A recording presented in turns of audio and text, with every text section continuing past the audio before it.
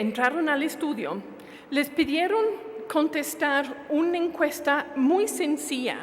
Tenían en el primer estudio tenían estos 9, luego lo modificaron para poner 10, pero el primer estudio tenía 9 factores de categorías de experiencias adversas. Entonces, lo único que las personas tenían que hacer era ya poner una palomita al lado de la experiencia que habían tenido en la niñez.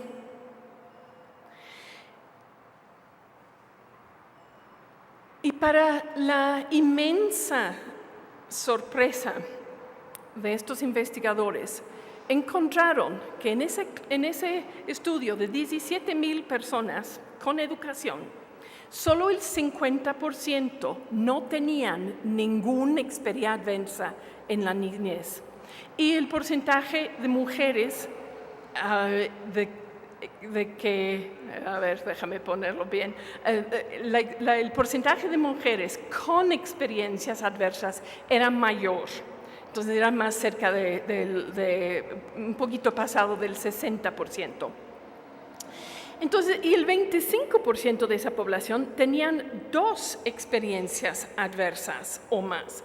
Y el 16%, o sea, cerca de 1 en 4, tenían 4 experiencias adversas en la niñez. Regresamos a ver esa lista de abuso físico recurrente, por ejemplo, abuso sexual, abuso emocional recurrente, algún miembro de la familia que abusa del alcohol o de drogas, un pariente en casa con enfermedad mental, trato violento de la madre, ser testigo de ese trato violento de la madre, falta de padre, madre o ambos, o sea, un hogar monoparental o abandono emocional o físico. Entonces, realmente apabullante de que 16% de esa población tenían 4 de esas experiencias o más. Pero luego realmente lo que realmente causó un shock tremendo en el mundo de investigadores fue la correlación. Gerardo salió de su casa cuando tenía 10 años a causa de la violencia que hubo en su hogar. Ya nosotros en Juconi lo conocimos en calle. Cuando tenía como 11 años ya estaba robando, era parte de una banda que robaba autopartes. Y lo que les quiero mostrar es que su genograma es una gráfica de su situación familiar. Creo que me pueden escuchar si me muevo un poco más por acá. Para los que no son familiarizados con un familiograma o un genograma, en este caso muestra la historia o parte de la historia de 3 generaciones de la familia de Gerardo. Acá está, si me escuchan, ¿verdad? Acá está Gerardo, acá está su mamá, acá está su papá y acá están sus abuelos. Gracias. Entonces, y estos números que están acá, esto se refiere, en círculo, se refiere al total de experiencias adversas en la niñez de esa persona. Y el número en el rectángulo ya refiere al tipo de experiencia adversa, de acuerdo a la lista que les mostré hace un ratito, ¿no? Entonces podemos ver acá que en la generación de los abuelos de Gerardo, 7 experiencias adversas ahí, incluyendo abuso físico, abuso emocional, un adicto en casa, alguien con enfermedad mental en casa, etcétera, ¿no? Entonces, 7 por parte de su abuelo y 8 por parte de su abuela, ¿no? Y luego ya acá está la mamá, Maite, la mamá de Gerardo, con 8 experiencias adversas en la niñez. Y su papá con 6 experiencias adversas en la niñez. Y luego la mamá y el papá de Gerardo se separan y la señora empieza con ya una relación con Ángel. Él tiene 7 experiencias adversas. No hay ninguna coincidencia en esto. Personas que han tenido un pasado de experiencias adversas eligen casarse con personas con un pasado similar, por razones que vamos a ver. Entonces, pero no es coincidencia, no es mala suerte, ¿no? Y acá veremos a Gerardo con 7 experiencias adversas. Ya su hermana Mónica, que fue regalada cuando era chiquita, que no sabemos mucho de ella, y acá los hermanitos de 9, 5 y 3 años, y a esas edades ya con 7 experiencias adversas. Entonces, cuando hablamos de diferentes horizontes, acá está claramente plasmado, ¿no? De infancias distintas, como nos mencionó el doctor Arturo. Pero quiero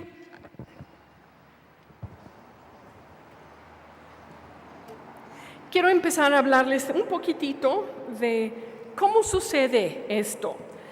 Entonces tenemos que primero entender de que hay diferentes tipos de estrés, ¿no?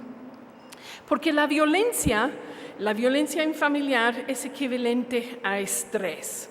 En este caso es equivalente a un nivel tóxico de estrés. Hay 3, comúnmente se habla de 3 niveles de estrés. El estrés positivo, que es un estrés necesario, es el estrés que nos hace salir de la cama en la mañana, es el estrés que nos provoca querer curiosidad, querer saber más, querer hacer más por nosotros.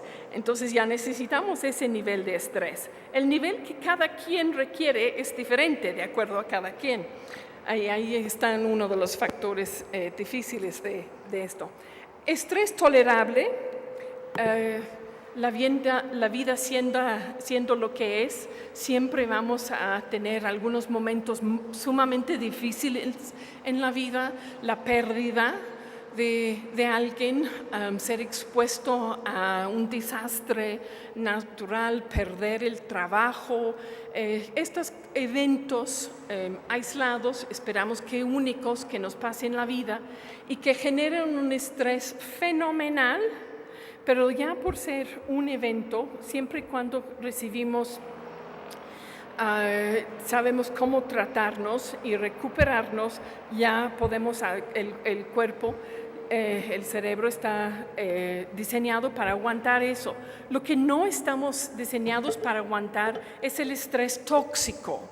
Ese es cuando se refiere a cuando estamos expuestos a niveles repetidamente a niveles de estrés que son demasiado altos para poder manejar adecuadamente, para poder asimilar positivamente o sin daño al cuerpo, ¿no? Entonces, nada más es importante ver de que el evento, el trauma, ocurre cuando los recursos internos, o sea, tu capacidad emocional, lo que se puede llamar inteligencia emocional o estómago emocional,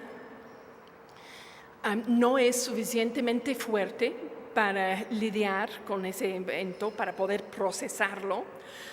Y también cuando faltas el apoyo externo, ¿no? Cuando no hay un adulto, otro adulto, para ayudarte a interpretar y procesar ese evento adecuadamente. Entonces, estos ya son motivos de estrés tóxico. Son similares, ya todas las cosas que estaban en la lista del estudio de experiencias adversas están incluidos de alguna forma en esta lista, pero hay uno adicional que es muy interesante, ese es el último que está ahí, el peso acumulado de adversidad económica en la familia, ¿no? Porque mientras tenemos que estar, como dijo el secretario de Derechos Humanos, cuando tenemos que estar sumamente claros en que la pobreza no genera violencia. Sin embargo, estamos diciendo que sí, la violencia es un factor que genera pobreza. Y viviendo en pobreza, lazo ahí es de que la pobreza nos añade estrés en la vida. Para una mamá o papá, un hermano mayor, una hermana mayor, saber de que no hay comida hoy es un factor de estrés terrible. Y si uno está viviendo con eso día tras día, o de que ya su hijo o hija tiene una gripa y sabe que es propensa al bronquitis o una cosa así, y de que ya no tiene el dinero para tener una atención médica, esos estreses generados por la adversidad económica son estreses tóxicos. Entonces, neurológicamente, ¿qué está pasando? ¿De qué estamos viendo acá? Hay dos tipos, de grosso modo podemos hablar de dos tipos de trauma, dos tipos de impacto de este estrés tóxico. Uno es el trauma de apego y el otro es el trauma por experiencias adversas no asimiladas o procesadas adecuadamente, ¿no?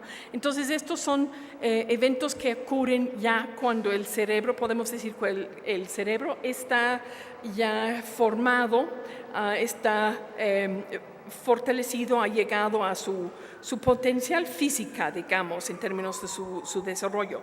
Entonces, desde la adultez joven y como adultos, ¿no? Es importante que vemos este tema porque ya nos da indicadores de cómo solucionar estos asuntos. Tenemos realmente que empezar a pensar qué tipos de cerebros queremos, porque es a raíz de eso que vamos a determinar qué tipo de sociedad tengamos. Entonces, esta injusticia de las diferencias, las diferentes niñeces, los diferentes horizontes, empieza desde el útero, ¿no? Y porque estamos viendo que insuficientes proteínas y calorías durante el embarazo puede resultar en un 40% de reducción en el número de neuronas en el cerebro del bebé. Entonces ya desde el útero se ve afectado, ¿no? La mayoría de las neuronas están presentes al nacer. Nacemos con aproximadamente 100 billones de neuronas. Y aunque hay evidencia, un poquito de evidencia de que el cerebro es capaz de crear nuevas neuronas en algunos momentos determinados después del nacimiento, realmente en este momento lo que sabe la ciencia es que te quedas con lo que naces, ¿no? Entonces, ¿qué pasa con esas neuronas, ¿no? Entonces, en los primeros horas, días y semanas, que son cruciales, como mencioné, para el desarrollo del cerebro. Entonces ya nacemos, como se ve acá, nacemos con muy pocas conexiones entre esas neuronas. Las neuronas están ahí, pero no están conectados. Están conectados los que tienen que estar, los del tallo cerebral, que es la parte más primitiva, digamos, la parte que regula la respiración, el corazón, presión arterial, etcétera. Pero los del cortejo frontal, que es el pensamiento abstracto, y el área límbico, que es el apego, el afecto, las emociones, no están nada conectados, o casi nada conectados, ¿no? Y ya en el desarrollo del cerebro, cuando hablamos del crecimiento y el desarrollo del cerebro, estamos hablando de las conexiones que hacen en el cerebro. Cuando el cerebro de un bebé recién nacido pesa como unos 500 gramos. En 3 años, cuando cumple 3 años, ya pesa como 1,5 kilos. Y la diferencia es creado por estas conexiones entre las neuronas, ¿no? Entonces, ¿qué es lo que estimula este crecimiento de circuitos o las conexiones entre las neuronas? ¿Qué es lo que determina cuál neurona se conecta con